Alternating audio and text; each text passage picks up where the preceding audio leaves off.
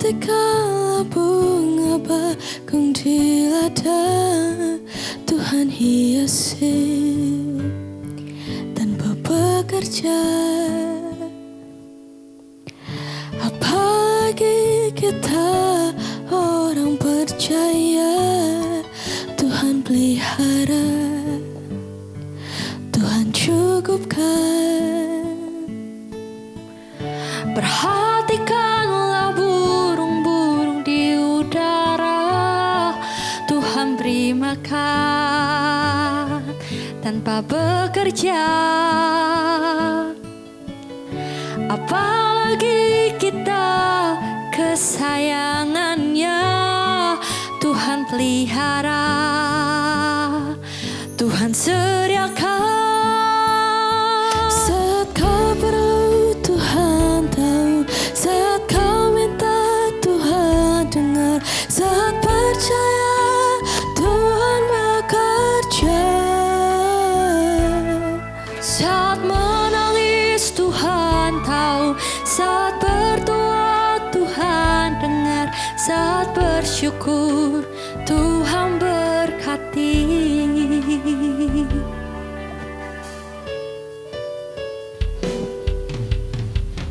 Perhatikan burung-burung di udara, Tuhan beri makan tanpa bekerja. Apalagi kita orang percaya, Tuhan pelihara, Tuhan sediakan. Saat kau perlu Tuhan tahu, saat kau minta Tuhan dengar, saat percaya Tuhan bekerja. Saat menangis Tuhan tahu, saat berdoa Tuhan dengar, saat bersyukur Tuhan berkati.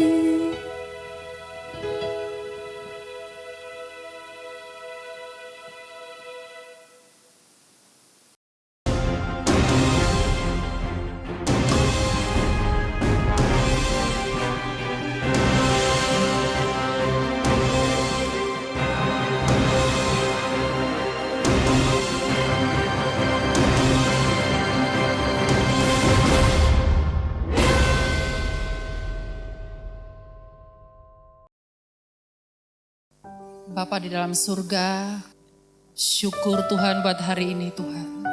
Kami bersyukur Tuhan buat kasih setiamu di dalam hidup kami.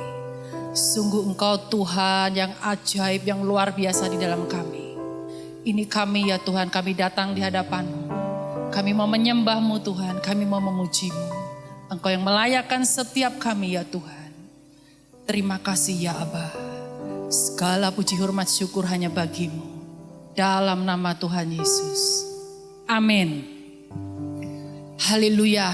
Kita punya Tuhan yang dahsyat, kita punya Tuhan yang ajaib. Amin. Kita akan tinggikan Tuhan kita. Haleluya.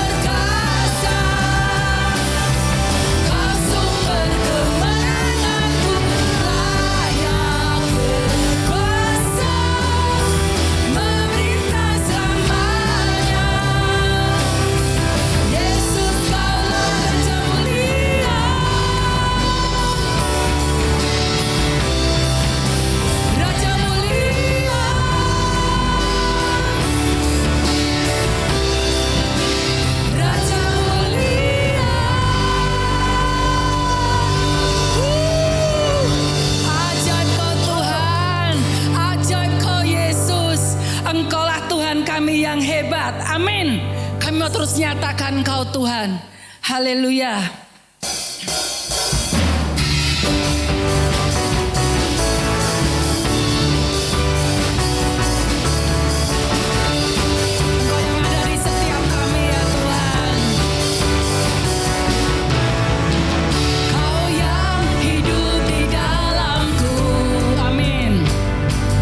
Menjadikanku lebih dari pemenang.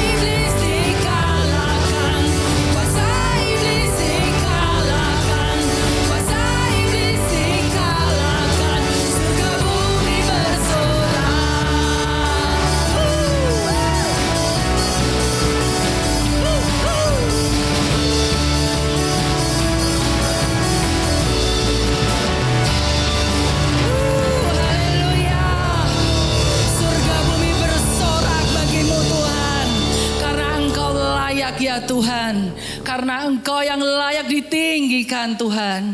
Terima kasih ya Abah. Kami bersyukur Tuhan. Semua hanya karena kuasa-Mu di dalam setiap kami. Semua hanya karena kasih-Mu yang sempurna bagi kami Tuhan. Kami bersyukur Engkau yang senantiasa menyertai kami. Haleluya Jesus.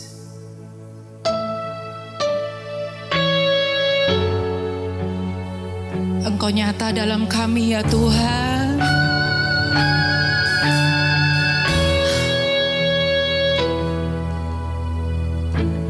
Ku sadari setiap saat Kau ada di sisiku. Ku tak sempurna, namun Kau Tuhan selalu mengasihiku di jalan hidupku.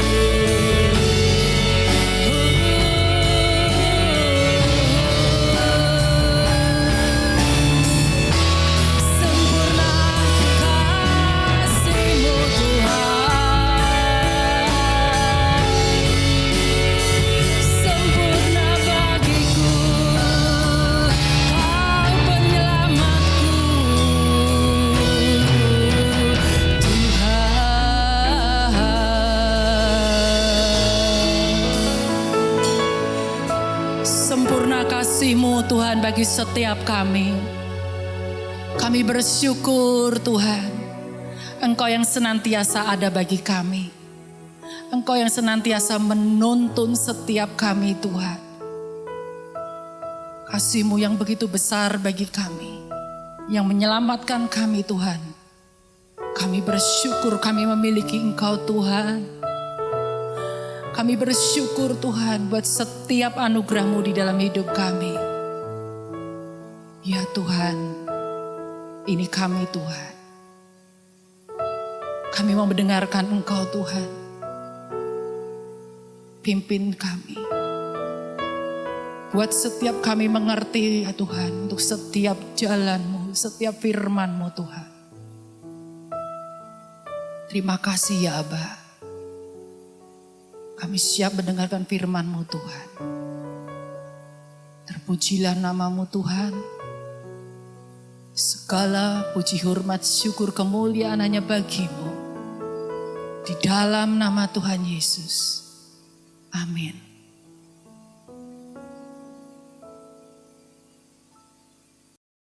Shalom Bapak Ibu Saudara yang terkasih di dalam Tuhan Yesus Kristus. Saya percaya hari ini kita sudah mempersiapkan hati kita yang terbaik untuk mendengarkan firman Tuhan. Karena firman Tuhan adalah pelita bagi kaki kita.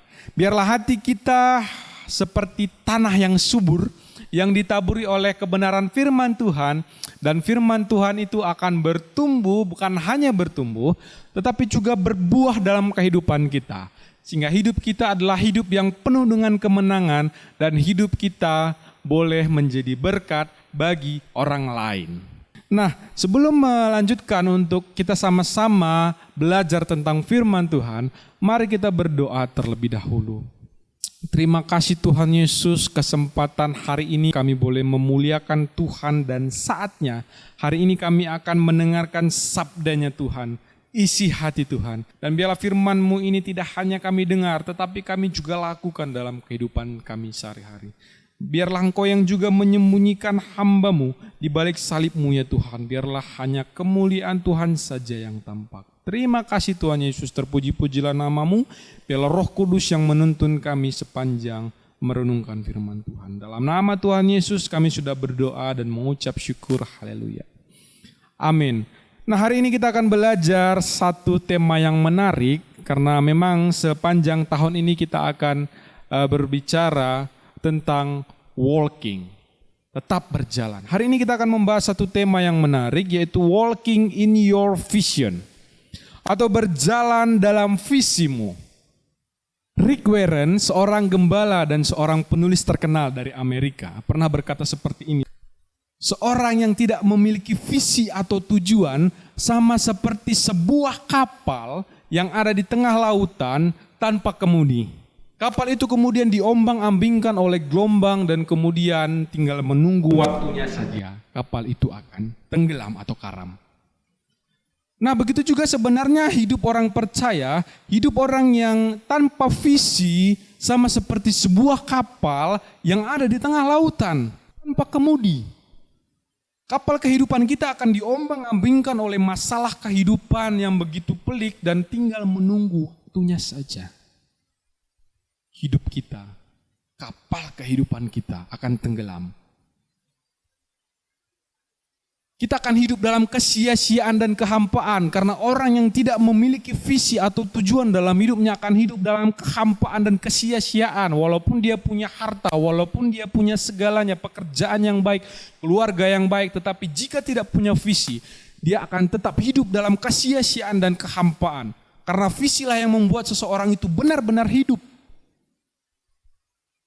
Orang yang biasanya tanpa visi, siklus hidupnya seperti ini. Dia lahir, kemudian dia tumbuh menjadi anak-anak, remaja, dewasa, kemudian kerja, menikah, punya anak, punya cucu, dan kemudian meninggal. Selesai. Memang tidak salah siklus hidup yang seperti itu dan normal-normal saja siklus hidup yang seperti itu karena semua orang mengalami itu. Tetapi jika kita anak-anak Tuhan hanya hidup dengan siklus hidup yang seperti itu, apakah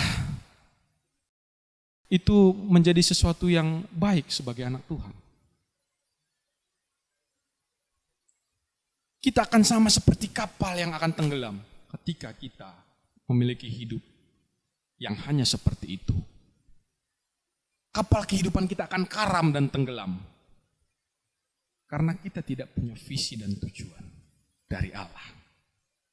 Kabar baiknya adalah Tuhan Yesus adalah Tuhan yang mengasihi kita dan Dia tidak ingin kita hidup hanya seperti siklus hidup yang tadi saya jelaskan.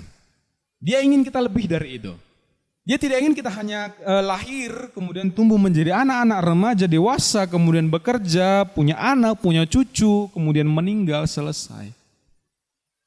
Allah kita ingin kita lebih dari itu. Oleh karena itu kita akan belajar dari seorang tokoh yang bernama Abraham.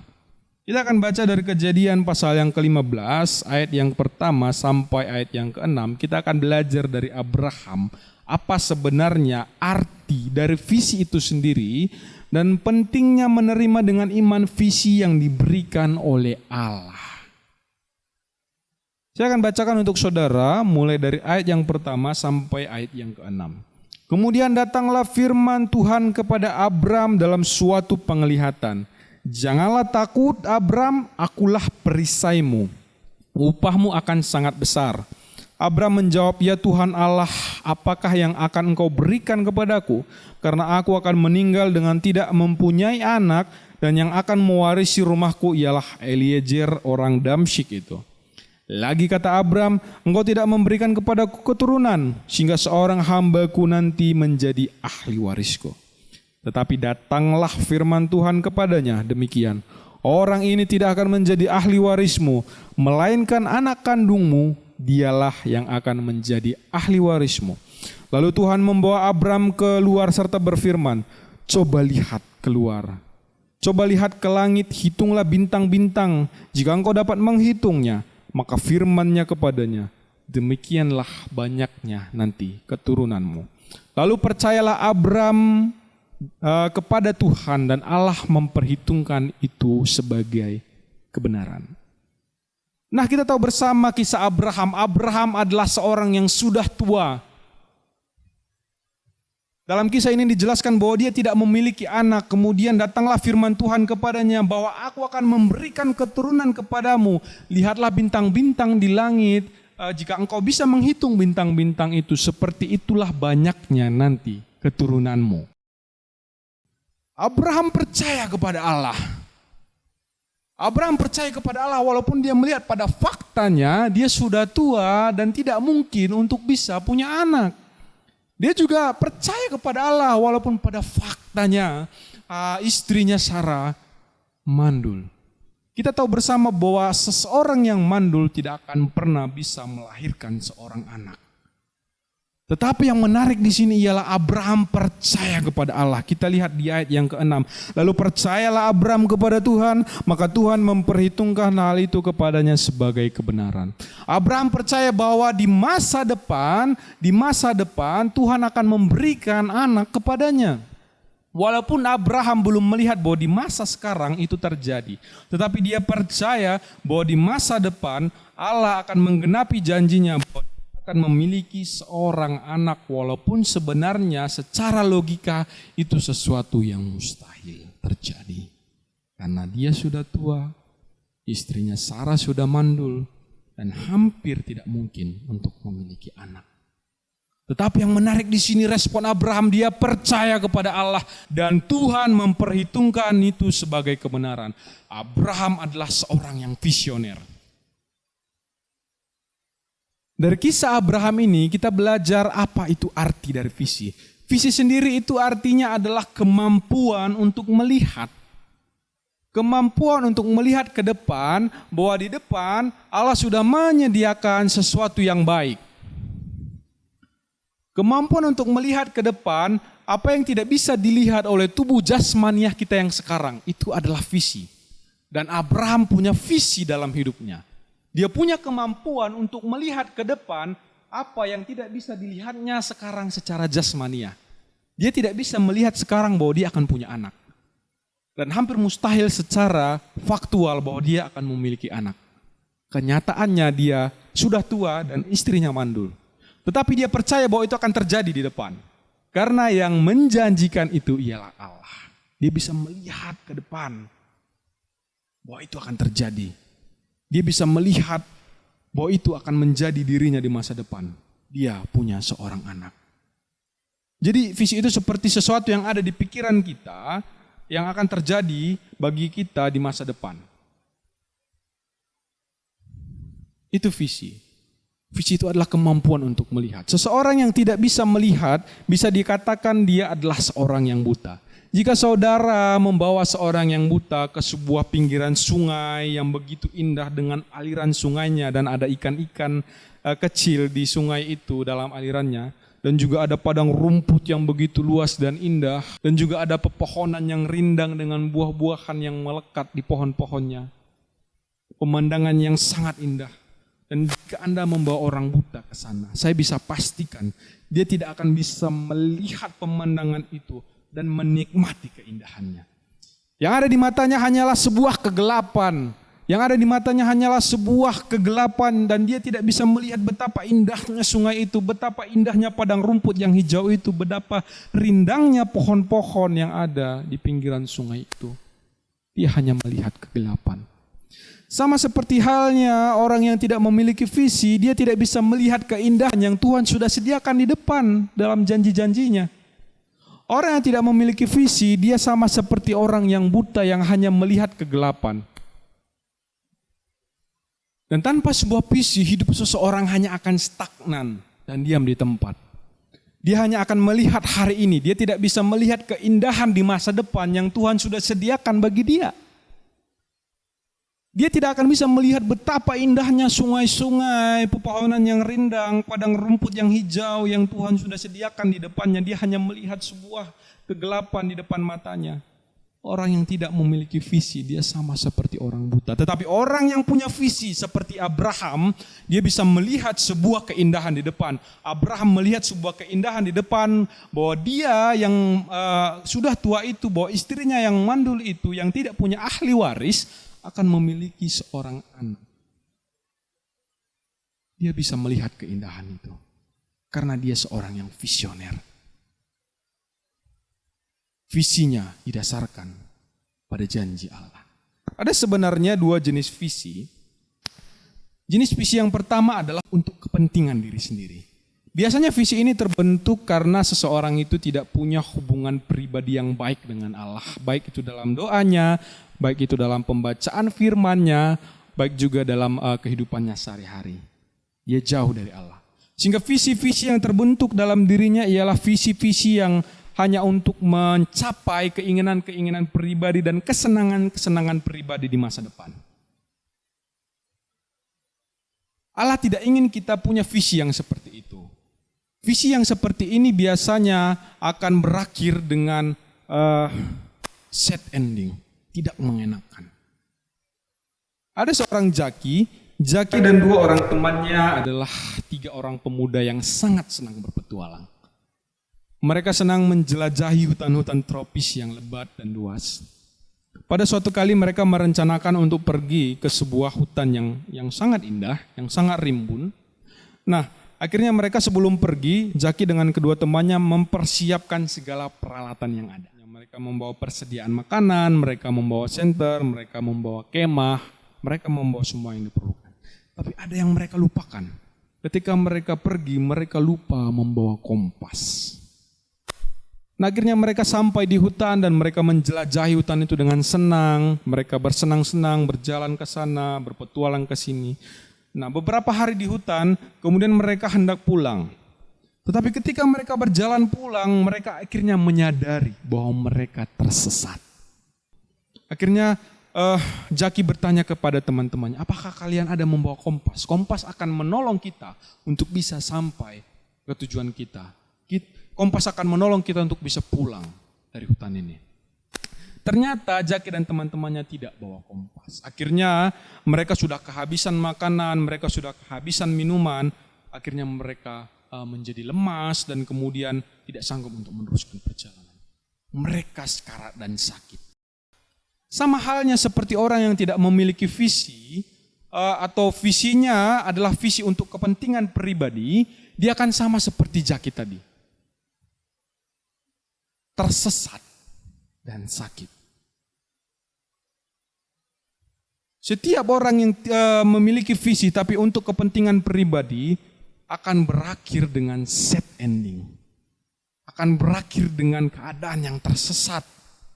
Sama seperti yang dialami oleh Jaki. Karena visi itu sama seperti sebuah kompas yang akan mengarahkan kita ke sebuah tujuan yang jelas sehingga kita tidak tersesat. Tetapi yang dimaksud di sini bukanlah visi yang didasarkan untuk kepentingan pribadi. Visi dari Allah atau visi yang didasarkan pada janji Allah sama seperti yang Abraham dapatkan adalah seperti kompas yang akan mengarahkan kita ke tujuan yang benar. Kita tidak akan tersesat dan sekarat. Kita akan sampai dengan ke tujuan kita dengan selamat. Nah, tadi yang pertama kita belajar tentang visi yang dibentuk untuk kepentingan pribadi. Dan visi yang kedua ialah visi yang datangnya dari Allah atau visi yang didasarkan pada janji Allah. Dan visi seperti inilah yang Tuhan ingin kita miliki. Allah ingin kita memiliki visi yang datangnya dari Dia. Dan visi yang datangnya dari Allah tidak pernah bermuara untuk kepentingan diri sendiri. Visi yang datangnya dari Allah selalu bermuara terhadap tujuan Allah dalam hidup kita. Dan akhirnya visi itu akan memuliakan Allah sendiri. Visi itu tidak muncul dari benak kita secara kebetulan atau hasil pemikiran-pemikiran kita sendiri. Tetapi visi itu datangnya dari Allah sendiri. Allah yang memberikan visi itu. Dan bagaimana kita mendapatkan visi itu nanti saya akan jelaskan di bagian-bagian selanjutnya. Tetapi yang saya mau tegaskan di bagian ini ialah kita harus hidup dari visi yang didasarkan pada janji Allah. Jadi milikilah visi yang dari Allah, visi yang didasarkan pada janji Allah. Kita bisa melihat dari kisah Abraham bahwa Abraham mendapatkan visi dari Allah. Di ayat yang kelima dikatakan seperti ini. Lalu Tuhan membawa Abraham keluar serta berfirman, "Coba lihat ke langit, hitunglah bintang-bintang, jika engkau dapat menghitungnya, maka firman-Nya kepadanya, demikianlah nanti banyaknya keturunanmu seperti bintang-bintang di langit." Abraham percaya kepada Allah bahwa visi itu akan terjadi di masa depan. Dan akhirnya kita tahu bersama bahwa Abraham akhirnya memiliki anak yang bernama Ishak. Dan kemudian Ishak memiliki anak bernama Yakub. Yakub ini kemudian memiliki anak lagi sebanyak 12 orang yang akan menjadi 12 suku Israel. Dan sampai saat ini keturunan Abraham eksis dan kita menyebutnya Israel. Allah menggenapi janjinya kepada Abraham. Allah menggenapi bahwa keturunannya akan seperti bintang di langit. Allah menggenapinya karena Abraham percaya kepada Allah bahwa visi itu akan terjadi di masa depan. Menarik di sini Bapak Ibu Saudara yang terkasih di dalam Tuhan Yesus Kristus. Dan kemudian yang menarik di sini, visi yang datangnya dari Allah untuk Abraham tidak hanya sebatas Allah ingin agar Abraham senang karena sudah memiliki anak dan ahli waris, tetapi Allah melihat jauh ke depan menembus batas-batas yang ada, bahwa dari keturunan Abraham, khususnya dari suku Yehuda, seorang Mesias akan lahir, yaitu Tuhan Yesus Kristus yang menjadi Tuhan dan Juru Selamat kita, sehingga kita manusia yang sekarang berdosa ini yang percaya kepadanya punya bagian dalam kerajaan sorga. Itu visi yang diberikan oleh Allah kepada Abraham. Visi yang menembus jauh ke depan. Dan akhirnya adalah happy ending. Dari kisah Abraham ini kita belajar bahwa visi itu selalu berjalan beriringan dengan iman. Karena visi adalah sesuatu yang ada di depan yang belum kita capai, tapi kita bisa lihat itu akan terjadi. Dan titik berangkatnya ialah masa sekarang. Sehingga dari titik berangkat masa sekarang ke masa depan di mana visi itu berada, kita harus berjalan dengan iman. Iman itu seperti kendaraan yang dipakai untuk berjalan dari masa sekarang ke masa depan di mana visi itu berada. Oleh karena itu visi dan iman itu harus selalu berjalan beriringan. Abraham ketika mendapatkan visi dari Allah bahwa keturunannya akan seperti bintang di langit, walaupun pada waktu itu adalah sebuah kemustahilan, tetapi yang menarik Abraham percaya dan kemudian Allah memperhitungkan itu sebagai kebenaran. Dan pada akhirnya itu semua tergenapi dalam kehidupan Abraham. Nah, di bagian pertama tadi kita sudah belajar tentang arti visi itu. Dan pentingnya berjalan dalam visi yang didasarkan pada janji Allah, sama seperti yang Abraham lakukan. Nah, di bagian kedua ini saya akan mengajak saudara untuk berkeputusan tetap berjalan dalam visi yang didasarkan pada janji Allah. Kita sudah tahu apa itu visi, kita juga sudah tahu pentingnya visi dalam kehidupan orang-orang percaya, dan kemudian kita harus mengambil keputusan untuk berjalan dalam visi itu. Karena seseorang yang mengambil keputusan untuk berjalan dalam visi yang diberikan oleh Allah, dia akan sama seperti sebuah kapal yang ada di lautan lepas, walaupun banyak ombak yang begitu besar menerpa kapal itu, tapi kapal itu tidak tenggelam. Karena kapal itu dinahkodai oleh Allah kita sendiri. Dan kita tahu bersama jika Allah yang menjadi nahkoda dalam kehidupan kita, maka Allah pasti membawa kita menepi sampai tujuan dengan selamat. Kapal kehidupan kita tidak akan karam dan tenggelam. Tuhan akan membawa kita ke sebuah tempat yang sangat indah, yang berlimpah dengan susu dan madu. Kapal kehidupan kita akan didaratkan dengan selamat di sana. Tidak akan tenggelam. Tuhan mengasihi Abraham sehingga Tuhan memberikan visi kepada Abraham. Sama seperti Tuhan mengasihi Abraham, Tuhan juga mengasihi saya dan saudara. Tuhan juga pasti memberikan visi kepada kita. Dan bagaimana mendapatkan visi itu saya akan jelaskan nanti. Bagaimana mendapatkan visi dari Tuhan. Tetapi yang saya mau tegaskan ialah, saya dan saudara sama seperti Abraham. Kita adalah kekasih hatinya Allah. Allah mengasihi kita. Dan Allah ingin kita hidup di dalam visi. Sehingga kita memiliki hidup yang punya tujuan. Dan kita sampai pada tujuan itu, yaitu tujuan Allah dalam hidup kita. Itu yang Allah inginkan. Dan ambil keputusan hari ini untuk hidup dalam visi yang Allah berikan. Sehingga kita tidak hidup dalam kesia-siaan dan kehampaan. Tetapi kita hidup dengan tujuan dari Allah. Sehingga hari-hari yang kita jalani semakin bermakna karena kita punya tujuan di depan. Walking in your vision. Berjalan dalam visimu, visi yang diberikan oleh Allah, visi yang didasarkan pada janji Allah. Dan visi itu akan membawa kita untuk sampai pada tujuan Allah dalam hidup kita, sehingga hidup kita berkemenangan, sehingga hidup kita tidak karam, tidak tenggelam, tetapi hidup kita penuh dengan penyertaan Tuhan, hidup kita penuh dengan kemenangan yang daripada Tuhan. Ayo sama-sama ambil keputusan untuk hidup dalam visi yang diberikan oleh Allah kepada kita. Nah, di bagian kedua ini kita belajar untuk mengambil keputusan hidup berjalan dalam visi yang didasarkan pada janji Allah atau visi yang diberikan oleh Allah. Sama seperti yang Abraham lakukan. Ketika kita hidup dalam visi yang diberikan oleh Allah atau didasarkan pada janji Allah, kita akan sampai di tujuan yang Allah inginkan untuk kita. Kita akan sampai pada tujuan hidup kita sama seperti yang Allah lakukan pada Abraham. Allah ingin Abraham menjadi berkat bagi bangsa-bangsa melalui keturunan-keturunannya. Sehingga Allah memberikan dia anak. Dan dari anaknya itu akan lahirlah bangsa Israel. Dan dari salah satu suku dari bangsa Israel yaitu suku Yehuda, lahirlah seorang Mesias yang akan menjadi berkat bagi seluruh umat manusia. Sehingga kita yang berdosa ini yang sebenarnya layak dibinasakan akan masuk dalam kerajaan sorga. Tujuan Allah dalam kehidupan Abraham tergenapi bahwa Abraham akan menjadi berkat bagi bangsa-bangsa. Dan itu bisa terjadi karena Abraham ambil keputusan untuk hidup dalam visi yang diberikan oleh Allah kepadanya. Sehingga saya dan saudara juga harus mengambil keputusan itu.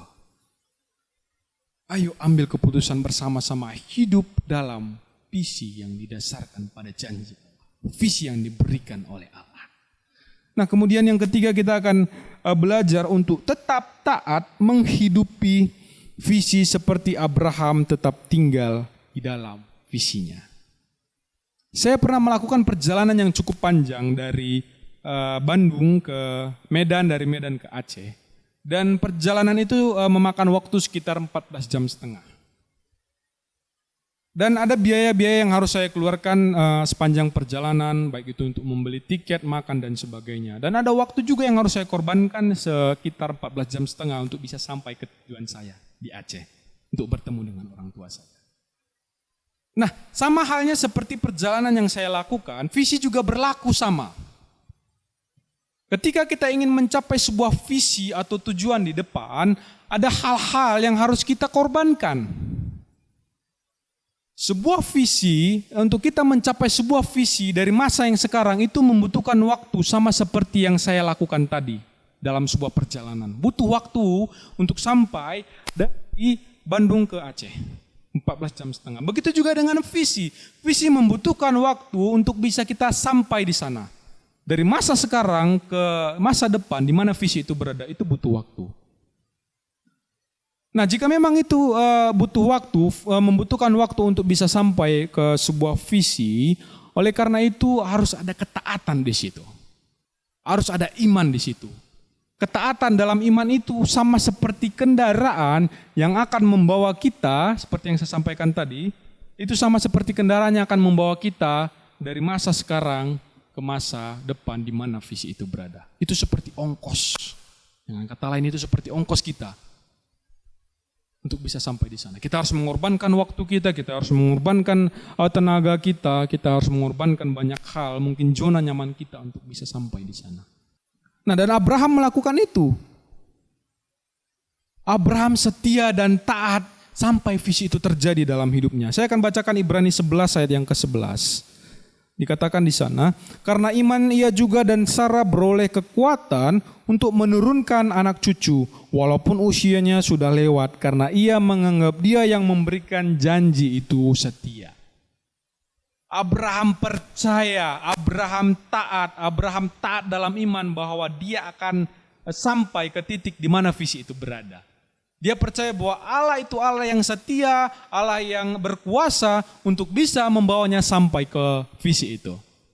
Sama seperti Abraham yang taat dalam iman untuk bisa mencapai visi Allah dalam hidupnya. Sudah seharusnya begitu juga kita hidup. Kita harus hidup dalam taat. Kita harus hidup dalam iman sampai visi itu tercapai dalam hidup kita. Haleluya. Kita seharusnya berkata, Engkau Allah yang setia, Engkau Allah yang agung, Engkau Allah yang mulia dan berkuasa. Dan aku percaya bahwa Engkau akan menggenapi visimu di dalam hidupku ya Tuhan. Bahwa Engkau akan menggenapi tujuanmu dalam hidupku ya Tuhan. Hidupku tidak akan sia-sia, hidupku tidak akan ada dalam kehampaan. Tetapi hidupku adalah hidup yang berkemenangan dan penuh dengan tujuan Allah. Karena aku hidup taat dalam visi yang diberikan oleh Allah. Seharusnya kita bisa berkata seperti itu.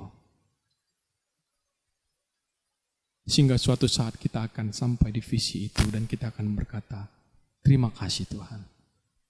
Kau memakai hidupku, kau menolong aku untuk bisa sampai ke tujuanmu, ke visimu yang kau berikan kepadaku demi hormat dan kemuliaan namamu ya Tuhan. Nah, jika tadi di bagian ketiga kita belajar tentang bagaimana taat untuk menghidupi visi yang didasarkan pada janji Allah sama seperti yang Abraham lakukan. Kita harus taat dalam iman sampai visi itu terjadi. Nah, di bagian keempat ini kita akan belajar bagaimana berjalan dalam visi. Nah, hal pertama yang harus kita lakukan agar bisa berjalan dalam visi ialah kita harus mendapatkan visi itu terlebih dahulu. Saudara tidak akan bisa sampai ke Jakarta kalau saudara tidak tahu Jakarta itu ada di mana. Atau bagaimana akses bisa mencapai Jakarta. Saudara akan bisa sampai di Jakarta jika saudara tahu Jakarta itu berada di mana. Alamatnya di mana. Jalan-jalannya lewat mana. Aksesnya naik apa ke sana. Maka saudara akan sampai di Jakarta. Begitu juga dengan visi, jika kita ingin berjalan di dalam visi, hal pertama yang terlebih dahulu harus kita lakukan ialah kita punya visi itu. Bagaimana mungkin kita bisa berjalan dalam visi, sedangkan kita nggak punya visi itu dalam pikiran kita, dalam benak kita, dalam hidup kita, kita tidak punya visi itu. Dan kita tidak akan bisa berjalan selama tidak ada visi itu dalam hidup kita. Apa yang mau kita jalani? Toh visinya nggak ada dalam hidup kita. Oleh karena itu miliki dulu visi itu. Dan cara memiliki visi itu ialah dengan membaca firman Tuhan dan merenungkannya siang dan malam. Karena hal-hal benar yang ada dalam firman Tuhan akan menolong kita untuk mendapatkan visi dari Allah. Karena seperti yang saya katakan tadi, visi itu tidak timbul begitu saja dalam benak kita. Tetapi visi itu datangnya dari Allah. Memang ada saatnya visi itu, ada beberapa kasus ya, visi itu datang secara audible ke seseorang. Mungkin lewat pendengarannya, mungkin dia dapat penglihatan, sehingga dia diberikan visi oleh Allah lewat itu. Tetapi pada umumnya Allah juga memberikan visi itu lewat pembacaan firman-Nya. Ketika kita membaca firman, kebenaran-kebenaran yang ada di dalam firman itu, janji-janji Allah yang ada di dalam firman itu akan membawa kita untuk mendapatkan visi dari Allah. Saya pribadi mendapatkan visi dari Allah ketika membaca Matius pasal yang ke-28 ayat yang ke-19 sampai ayat yang ke-20. Pergilah, jadikanlah semua bangsa muridku, baptislah mereka dalam nama Bapa, Anak, dan Roh Kudus, dan ajarlah mereka segala sesuatu yang telah kuajarkan kepadamu, dan aku akan menyertai kamu senantiasa sampai kesudahannya, sampai akhir zaman. Nah, firman itu menjadi sebuah visi di dalam hati saya. Tuhan menaruhkan visi dalam hati saya bahwa saya harus pergi untuk memberitakan Injil, tetapi secara khusus dalam diri saya, Allah memberikan visi memberitakan Injil kepada orang-orang Muslim. Tetapi sampai saat ini, belum ada satu jiwa pun yang saya menangkan. Tetapi saya percaya bahwa Tuhan akan menggenapinya di masa depan. Bahwa saya akan dipakai untuk memenangkan secara khusus saudara kita orang-orang Kedar, orang-orang M. Nah, itu adalah salah satu contoh bagaimana firman Tuhan bisa menolong kita untuk menemukan visi Allah dalam hidup kita. Karena firman Tuhan ini berisi tentang kebenaran-kebenaran hidup dan berisi tentang kebenaran-kebenaran tentang Allah dan berisi tentang janji-janji Allah, sehingga itulah yang akan membentuk visi itu dalam hidup kita. Oleh karena itu, Bapak Ibu Saudara yang terkasih di dalam Tuhan, jika Bapak Ibu Saudara ingin visi Tuhan itu hadir dalam hidup saudara, hadir dalam hidup Bapak Ibu, maka bacalah firman Tuhan. Bukan hanya baca dan renungkanlah firman itu, sama seperti yang pemazmur katakan, aku merenungkan firman Tuhan siang dan malam. Sekiranya kita juga melakukan hal yang sama, kita bukan hanya membaca firman Tuhan kemudian lewat begitu saja, tetapi kita meluangkan waktu khusus kita membaca, merenungkannya dengan sepenuh hati kita. Firman itu akan membentuk visi Allah dalam hidup kita. Kalau kita sudah punya visi, langkah selanjutnya kita harus berjalan dalam visi itu. Nah, yang kedua ialah bagaimana berjalan dalam visi. Kita harus meminta tuntunan Roh Kudus. Karena Roh Kuduslah yang akan memberikan kita pencerahan tentang visi itu. Roh Kudus juga lah yang akan memampukan kita untuk berjalan dalam visi yang Allah berikan, baik itu lewat pembacaan firman yang kita baca dan renungkan, ataupun secara audible Tuhan langsung berbicara kepada kita. Apa visi dan tujuan Allah yang harus kita lakukan di depan. Roh Kudus yang akan memampukan kita untuk bisa jalan dalam visi yang Tuhan berikan kepada kita. Kita tidak mampu sendirian. Kita tidak mampu dengan kekuatan kita sendiri untuk berjalan dalam visi yang diberikan oleh Allah. Karena perjalanan visi itu dari masa sekarang ke masa depan itu sangat berat, cukup berat. Dan begitu banyak tantangan dan harga yang harus kita bayar. Tetapi yang menarik di sini, Allah berjanji bahwa Roh Kudus yang akan menolong kita. Oleh karena itu minta tuntunan Roh Kudus dalam doa-doa kita. Nah, kemudian yang ketiga, bagaimana berjalan dalam visi ialah memiliki hati yang terbuka. Dan mau terus belajar tentang Tuhan. Orang yang memiliki hati yang terbuka akan menerima visi dari Allah. Oleh karena itu penting bagi kita untuk bisa membuka diri kita, membuka hati kita untuk visi Allah itu. Sehingga visi itu tergenapi dalam hidup kita. Open your heart untuk menerima visi itu dari Allah. Jangan menutup diri. Jangan menganggap aku sudah cukup dengan hidupku yang sekarang. Aku sudah cukup dengan pencapaianku yang sekarang. Aku sudah punya segalanya, aku sudah punya harta, aku sudah punya keluarga yang baik, aku sudah punya pekerjaan yang baik. Sehingga kita menutup diri untuk visi Allah, padahal itu semuanya tidak cukup. Seperti yang saya sampaikan di awal tadi, Allah tidak ingin kita hanya hidup, kemudian menikah, bekerja, punya anak, kemudian punya cucu dan meninggal. Allah ingin kita lebih dari itu. Allah ingin kita hidup di dalam visi. Jangan katakan cukup saja hidupku seperti ini. Tetapi kita harus punya visi ke depan. Apa yang Allah inginkan dalam hidup kita. Saya akan tutup dengan sebuah ayat, yaitu Roma pasal yang ke-11 ayat yang ke-36. Saya akan membacakannya untuk saudara. Segala sesuatu adalah dari Dia dan oleh Dia, dan kepada Dia bagi Dialah kemuliaan sampai selama-lamanya. Hidup kita ini bukan tentang kita lagi. Hidup kita ini bukan tentang pencapaian-pencapaian pribadi kita lagi. Hidup ini bukan tentang kesenangan-kesenangan pribadi kita lagi. Tetapi hidup kita ini tentang Yesus. Everything about of Jesus. Semuanya tentang Tuhan. Oleh karena itu kita harus punya visi ke depan. Karena visi itu adalah sebuah bentuk bahwa kita mau hidup untuk Tuhan dan untuk kemuliaan nama Tuhan. Karena segala sesuatu adalah dari Dia, oleh Dia dan kepada Dia. Ketika kita memiliki visi,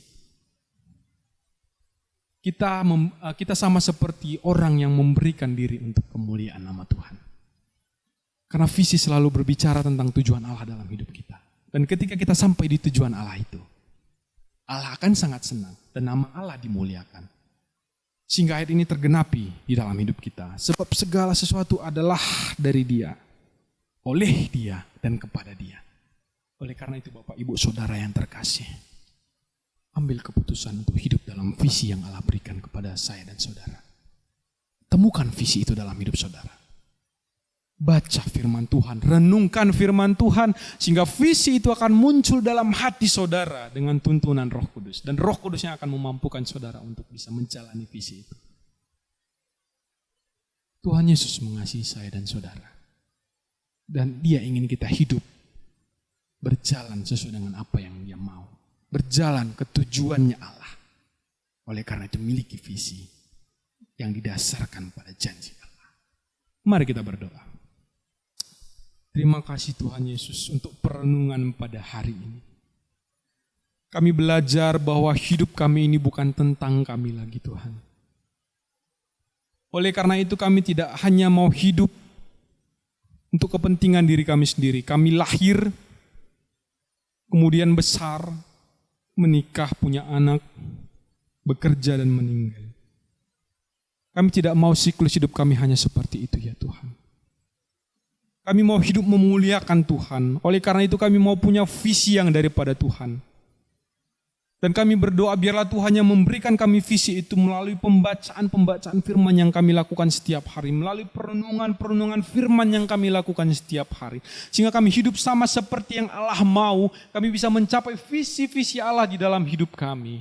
Terima kasih Tuhan Yesus. Ajari kami untuk taat dalam visi yang Allah berikan. Terima kasih Tuhan Yesus, terpuji-pujilah nama-Mu. Berkati setiap jemaat Tuhan yang sudah mendengarkan firman-Mu. Berkati juga hamba-Mu, biarlah setiap kami ya Tuhan boleh berjalan dalam visi yang didasarkan pada janji Allah. Terpujilah nama-Mu Allah yang mulia, dalam nama Tuhan Yesus kami sudah berdoa dan mengucap syukur. Haleluya. Amin.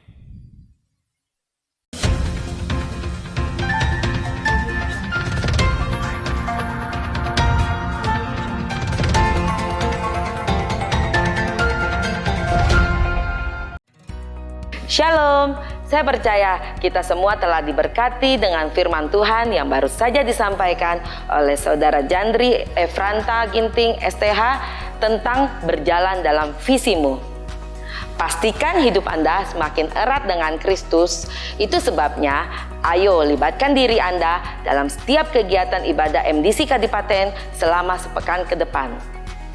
Ajaklah kenalan atau saudara Anda untuk mengikuti kesan atau kelompok saling memperhatikan yang akan diadakan setiap hari Rabu dan Kamis pada pukul 18.30 melalui aplikasi Zoom Meeting atau secara onsite di tempat yang telah ditentukan oleh masing-masing kesan.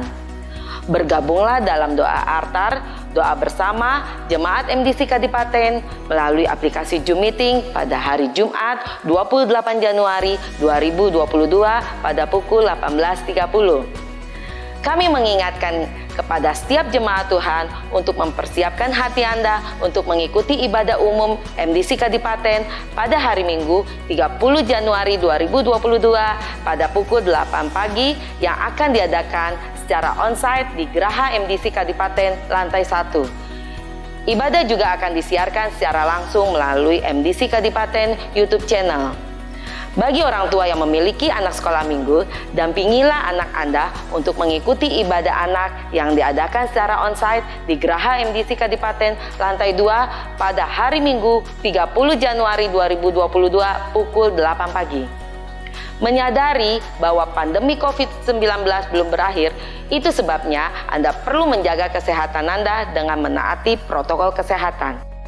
Persembahan-persembahan dalam ibadah dapat Anda sampaikan dengan mentransfernya ke nomor rekening seperti yang tertera dalam slide atau dengan mengumpulkannya ke Geraha MDC Kadipaten setiap hari Selasa antara pukul 8 sampai 18.00. Berilah persembahan yang terbaik dan dengan sukacita. Sekian pengumuman yang dapat kami sampaikan. Tuhan Yesus memberkati. Haleluya. Ya Allah yang maha besar, yang telah menyatakan kasih-Mu yang mulia itu melalui Yesus Kristus. Anak yang tunggal karena kasih-Mu yang besar kepada kami. Dan penyertaan-Mu sempurna atas hidup umat-Mu melalui pimpinan Roh Kudus. Terima kasih Tuhan untuk ibadah dan kesempatan umat-Mu bisa melayani dan beribadah saat ini. Mohon kasih karunia-Mu Tuhan terus menyertai umat serta memberkati hamba-hamba Tuhan yang telah terlibat di dalam pelayanan ibadah saat ini. Mohon berkat-Mu, kasih karunia-Mu atas jemaat Tuhan dengan segala apa yang mereka bisa beri. Baik persembahan umum, persembahan khusus maupun kesadaran dan tindakan untuk mengembalikan persepuluhan sebagai bagian dari kewajiban umat-Mu. Mengembalikan itu kepada Allah. Dan mohon pimpinan Tuhan untuk menyertai mereka menjadi pengelola-pengelola yang baik dalam kepercayaan secara jasmani maupun rohani. Terima kasih Tuhan untuk segala janji-Mu dan Engkau setia menggenapinya di dalam hidup umat. Terpujilah Tuhan. Kami responi firman Tuhan saat ini yang mengajak kami untuk hidup di dalam visi Allah yang Tuhan nyatakan melalui hidup kami. Ketika jemaat Tuhan kehilangan arah, Tuhan kasih pandangan dan mereka hidup di dalam mewujudkan visi itu. Yang dasarkan dengan janji-janji-Mu yang Engkau nyatakan sama seperti kepada Abraham hamba-Mu. Terima kasih Tuhan kami mewarisi janji-janji Allah melalui iman kami kepada Kristus. Apapun persoalan umat-Mu, sertai mereka.